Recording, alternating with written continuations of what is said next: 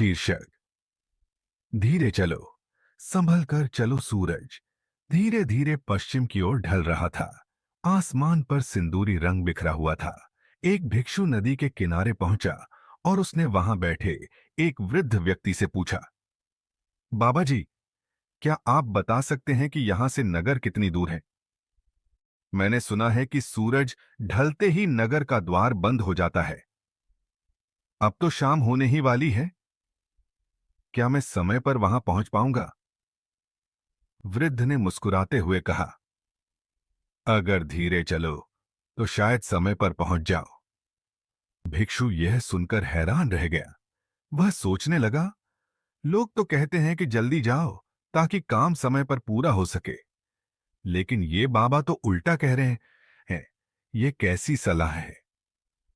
भिक्षु ने बाबा की बातों को नजरअंदाज किया। उसने मन में सोचा, अगर मैं धीरे चला तो समय पर कैसे पहुंचूंगा? मुझे तो तेज दौड़ना चाहिए। वह तेजी से भागने लगा, लेकिन रास्ता ऊबड़ खाबड़ था।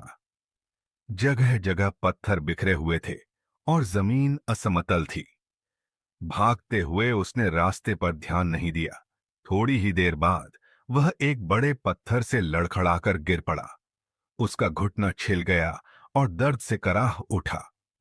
उसने किसी तरह खुद को संभाला और चलने की कोशिश की, लेकिन दर्द के कारण तेज चलना तो दूर, ठीक से खड़ा होना भी मुश्किल हो गया। वह धीरे धीरे लंगड़ाते हुए आगे बढ़ा। उसकी गति बहुत धीमी हो गई। सूरज अब डूबने ही वाला था। काफी मशक्कत के बाद जब भिक्षु नगर के पास पहुंचा तो उसने देखा कि द्वार बंद होने वाला था। वह हड़बड़ी में वहां तक पहुंचने की कोशिश करने लगा, लेकिन द्वार उसके ठीक सामने बंद हो गया। थके और दर्द से कराहते हुए वह वहीं बैठ गया। तभी पास से एक व्यक्ति गुजर रहा था। उसने भिक्षु को देखा और हंसने लगा। भिक्षु को यह देखकर गुस्सा आ गया, गुस्सा आ गया। उसने चिढ़कर कहा, तुम क्यों हंस रहे हो? क्या तुम्हें मेरी हालत देखकर मजा आ रहा है?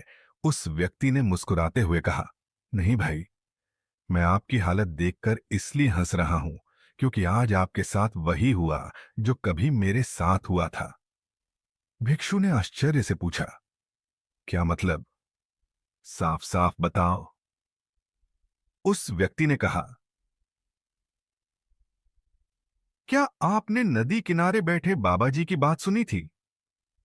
भिक्षु ने कहा, हां, उन्होंने कहा था कि धीरे चलो, लेकिन मुझे उनकी बात अजीब लगी, इसलिए मैंने उनकी सलाह को नजरअंदाज कर दिया और तेज भागने की कोशिश की।